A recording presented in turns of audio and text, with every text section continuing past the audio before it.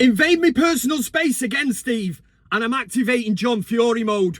How we doing, everybody? It's Kev Ashford back here for the Van Cam, back for the road trip here on the biggest Man United fan channel in the land. This is the United Stand. Thank you very much for stopping by and watching this. This is your preview of Manchester United against Newcastle United, the last home Premier League game of the season for the Red Devils. Previously, we played Arsenal. We got beat. I'm hearing all kinds of shithousery of fans that didn't want United to win. It certainly wasn't getting behind that when I was in the ground. I don't subscribe to that mentality. All this, we want to stop City doing 4 in a row. I get all that. But when you're actually at the game and stuff, you just think, no, I'm not getting. How could you ever want your own team not to win? But what do we take out of that game? I thought there was some positives. Some people might be saying, Kev, you're clutching at straws here. How could you possibly take any positives out of a 1-0 defeat? Now, the positives for me were that United as a unit looked pretty much better. I thought Amrabat did really well. I've heard some people around me at the game saying they thought he was dog shit, he was really rubbish.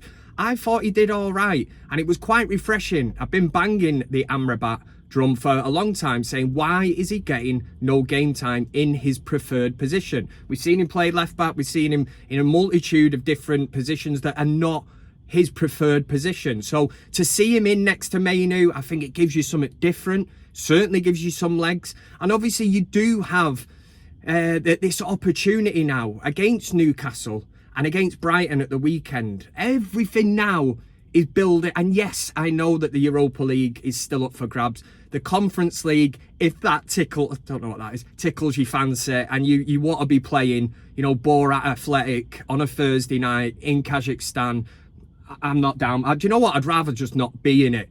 It's just one less thing to worry about.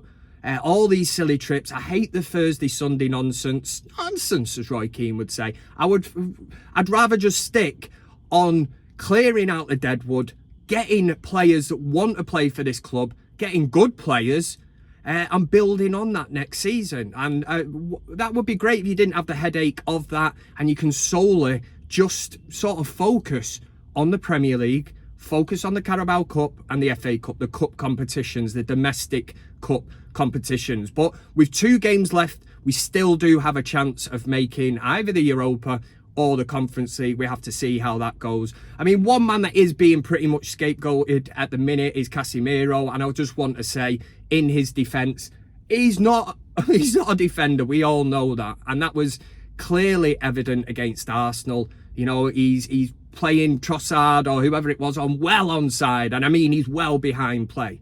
But in his defence, like some of these other shithouses in this team, at least he wants to go out there, he wants to be involved, he will play in a position that's not that familiar to him. I have heard that he's played in defence before, but in the Premier League, it's a different story altogether. The pace of the Premier League would catch you out, but I'm going to stand by him. He has stood up and said he's going to do a job.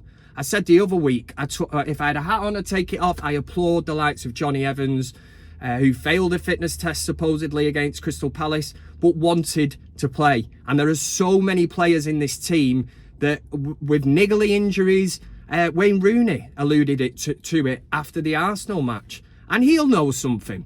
Wazza will know. He's heard a whisper from that dressing room that some of these players are either focusing on trying to be fit for the FA Cup final or even got their eye on the Euros and want to be fit for that. And it's sacrilege. It's absolutely sacrilege. A player's mentality would be to write off these previous games that we're playing now, even the last 2 games, which starts with Newcastle this evening and then Brighton at the weekend. They're going through the motions. We need to be building some kind of momentum. I need to see something to take into the FA Cup final.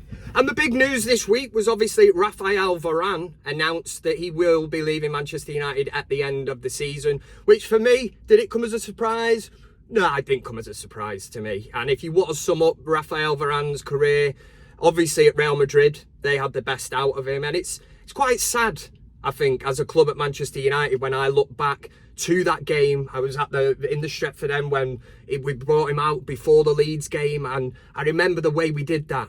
touch of class. And you think that was 3 years ago, and I'm thinking at that point, I'm thinking this club, they're going about the way, going about things right now. Touch of class, that, bringing him out on the pitch before the game, the buzz before the game. We absolutely walloped Leeds that day.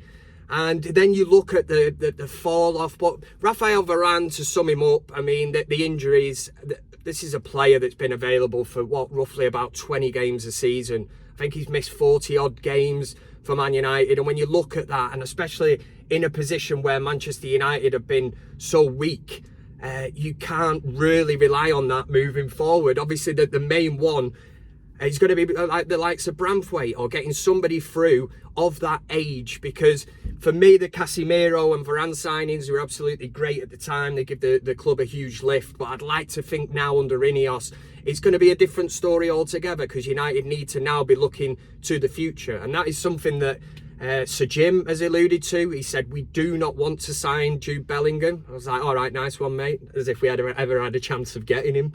But what he alluded to then was, we want to sign the next Jude Bellingham, you know, the next up-and-coming player. And that's where Manchester United will need to look. But in terms of the match against Newcastle this evening, the injury news, we're praying every single day that goes by, every press conference that Eric Ten Hag does, that we get some good news, something to give us some positivity, because we need defenders back. Obviously, Kwambala, or Big Willie as I like to call him, Big Willie style, was back for Arsenal, managed to get back on. So that's one defensive player back in that position that we clearly need, because Casemiro is not a centre-back. Like I said earlier, it's a bit like asking Anthony to play central midfield. You know, it's just such a different role to try and play, and you can't get away with that. But in fairness to Casemiro, he's gone out there, he's not shirked his responsibilities, he's not hid like Wayne Rooney has alluded to. So maybe some of these players could play, and maybe they're in the comfort zone, maybe they're looking at the next club in the summer and they don't want to be injured again. The mentality, it's absolutely shocking. But in terms of a Bruno Fernandes, we're hearing, obviously, he is back in training. Luke Shaw, a slight setback. I'm just hoping that they're holding him back. Maybe the Brighton match at the weekend might be one where we can get some minutes into the legs, as they say. There's other players that we really need back. The big one, Lisandro Martinez, and apparently he is back in contention this evening. Personally, I would not start him. I'd like to be in a position where I can bring him on again, get some minutes into him. Maybe then the Brighton match, you know, if he gets through this evening, you can play him against Brighton. You've got another week's training then before the FA Cup final. And it's all about positivity. It's all about getting these players back and trying to get some players, just some kind of structure. Obviously, Varane as well. As I said earlier, Varane mentioning that he's obviously leaving at the end of the season. That gives him added motivation. And if he can get himself fit, we've seen him in brilliant games this season, especially against the likes of Liverpool away, when nobody gave us a chance. Varane showed that he was that Rolls Royce of a defender. But at the end of the day, injuries have severely hampered his career at United, and the money that he's on as well. United have obviously looked at that and decided not to offer him a new deal.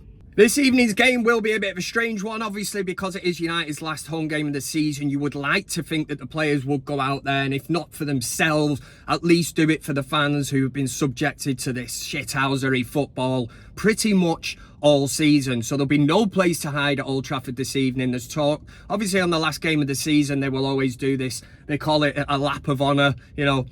Probably going to be a bit of a lap of dishonour this evening, but them players need to respect them fans. You know, even the ones that were at Crystal Palace when we got absolutely done 4-0, they stayed behind. I wouldn't say they were cheering the players. They're in love with the club, and that's what they were applauding. You know, it's Manchester United, the badge, it is everything, and we need them players to tap into that this evening. We don't want to be on the beach, we don't want to be sleepwalking into this FA Cup final. We need something. We need Rasmus Højlund to get some kind of a goal. There's just so much going on. It's going to be a huge summer at Manchester United.